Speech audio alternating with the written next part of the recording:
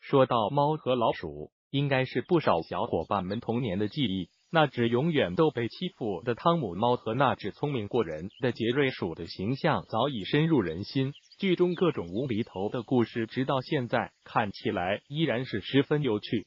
小编之前为大家分享过一位脑洞大开的日本网友专门捕捉那些动画中崩坏的画面，做成奇怪的手办。这次汤姆猫也被网友做成了奇怪的手办。大家还记得猫和老鼠中汤姆猫又被挤压成方形的剧情吗？